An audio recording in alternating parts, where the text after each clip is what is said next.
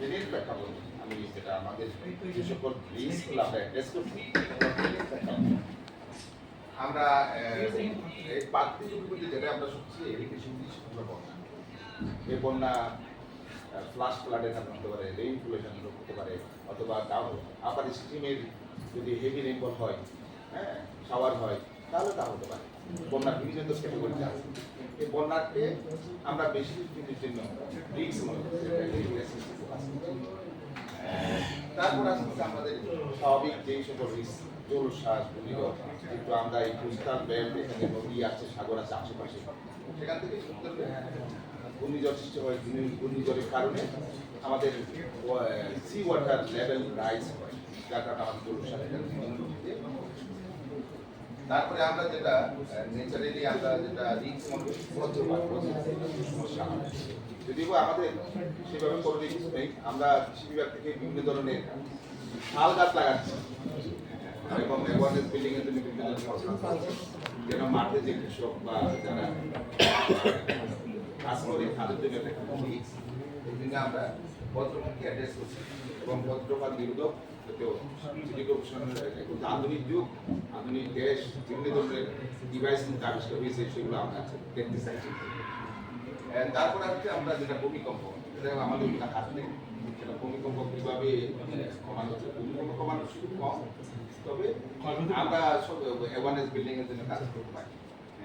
সেটাই নদী ভাঙ্গন আমাদের ফেনী জেলাটা হলো কয়েকটা নদীর জন্য খুব বিখ্যাত। মুহুরী, বগুয়া, সিডোনিয়া, কালিদাস পাহাড়ে এই পাহাড়ে এই যে নদীর দিকে যে এম্বাঙ্কমেন্ট, এগুলো খুবই ইম্পর্টেন্ট। আমরা এখন সাস্টেইনেবল এম্বাঙ্কমেন্ট চাই, আমরা আর বালিপাত চাই না।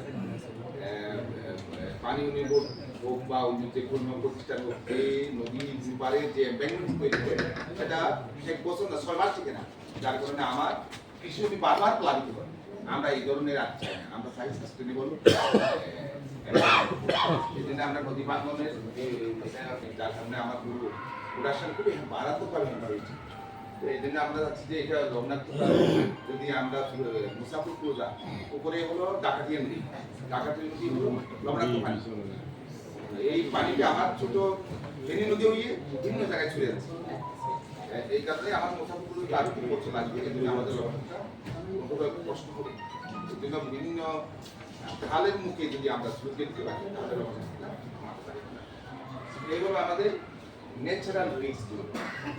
আমরা এবার ম্যানমেড যেগুলো আছে, মানব সৃষ্ট যেগুলো আছে, বিশেষ করে আমরা যেগুলো অ্যাড্রেস করছি ফোকাস করছি, সেগুলো হলো অবৈধ বালু এটা মাটি কাটা।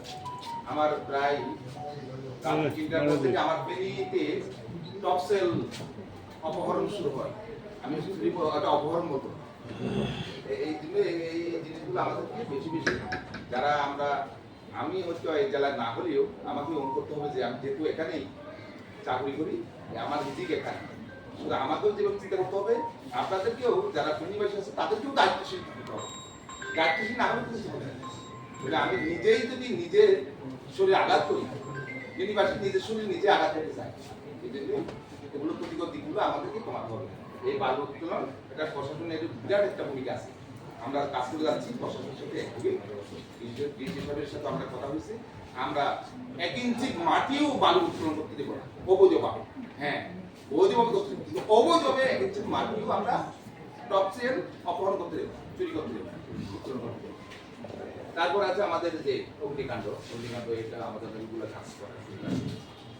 পরিবেশ দূষণ কি কারণে আছে, খাল আছে, জমি রাস্তা, খাল দখল করে রাস্তা করে বাড়ি, এটা কেন করে আমি দেখতে জানি। বাড়ি করে শুরু করে একটা, তারপরে রাস্তা খাল দখল করবে, সব বেশি রাখতে পারি। এই লক্ষ্মীপুর নোয়াখালী ফেনীর মধ্যে যে এলাকাটা আছে সেটা হল বেশি রাখতে পানি ঢুকলে আর বেরোতে পারে না, উপর রাখতে। সুতরাং এই অবৈধ ধরনগুলোকে আমাদের মেইন আমাদের নিজেদেরকে দায়িত্বশীল অপরিকল্পিত বাড়িঘর, এগুলো বললাম, ওই অপরিকল্পিত বাড়িঘর কারণে আমার খাল নদী সবগুলো অবৈধ দখল যাচ্ছে, ব্লক সৃষ্টি হচ্ছে। ফাইনালি আমরা যেটা বলছিলাম বৃক্ষনিত ফেনী জেলায় নাকি গাছ বিক্রি হয় না, এখানে নাকি গাছের বেচা কিনা নাই, তার কারণে মানুষ গাছ লাগায় না। এটা সত্য কিনা? আমি অনেক ধরনের মানুষ আপনারা গাছ লাগান না কেন? এই যে বর্ষাকাল গেল, বর্ষাকাল কেটে কেটে যাচ্ছে, কোনো গাছ লাগাই না। সেটা নয় ফলতল, নয় বনতল, নয় বেসতল, কোনো ধরনের গাছ লাগাচ্ছেন। স্যার আমাকে বলে স্যার দিদি স্যার তিনি জ্বালাই গাছ বিক্রি হয় না, কেউ নেয় না, কাটতেও যে দাম ওটার সাথে আগে কাটতে বেশি দেখতেছি আমরা এগুলোকে অ্যাড্রেস করছি। এটা সর্বোপরি ম্যাপটা কই, ম্যাপটা দরকার নাই, এটা তো পুরো জেলার জন্য এই রিসগুলো পুরো দেশ জেলা সম্পূর্ণ আমরা দেখাচ্ছি অ্যাড্রেস করছি। ম্যাপটা কি করে রাখছে আর কি, কিছু বিষয় আছে সারা দেশ ব্যাপী, সারা বিশ্বব্যাপী। আমরা ভূমিকম্প দেখাচ্ছি, বজ্রপাত দেখাচ্ছি পুরা এলাকায়, ওরকম জেলায় দেখাচ্ছি, আমরা দেখুন বন্যা দেখাচ্ছি কাজের বাদ থেকে শুরু করে, তারপরে আমরা মোটরবি, এভাবে আমরা দেখাচ্ছি বিভিন্ন ঘূর্ণিঝড় জলোচ্ছ্বাস কোথা থেকে হয় এটা দেখাচ্ছি, লবণাক্ত কোথা থেকে আসে, বাড়িঘর থেকে আসে, কোথা থেকে আসে এগুলো আমরা দেখাচ্ছি, নদী বান্ধব কোথা থেকে বেশি হয় এই কালিদেহ দেখাচ্ছি আমরা, এটা অনুমান দেখাচ্ছি, কাজের দেখাচ্ছি, বন্যা কাজে বাড়ি বেশি, বন্যা অ্যাড্রেস করতে বেশি, এইভাবে সড়ক দুর্ঘটনার কথা বেশি হয়। জিনিসটাকে আমরা বেশি হাইলাইট করছি লাভ নেই, কাজে আমাদেরকে বেশি দিতে হবে ওই এলাকায় ডিমার্কিং এরিয়া, যাতে আমরা সোনাগাছিতে আমরা কি দেখেছি স্যালাইন বালু কোন বেশি দেখেছি কোথায় সোনাগাছিতে, বালু সোনাগাছিতে হয় বেশি। এইভাবে আমরা যতটুকু পারি ততটুকু অ্যাড্রেস করার চেষ্টা করছি। আরো অনেক কিছু হয়তো আছে আমরা হাইট করি নাই, আমরা আমাদের মধ্যে অবগত ছিল না, অবগত ছিল না।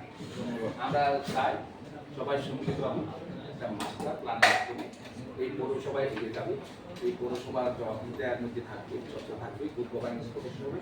এই প্রত্যাশায় আমি মোহাম্মদ আতিকুল্লাহ পরিচালক এই কৃষি সংগঠন তিনি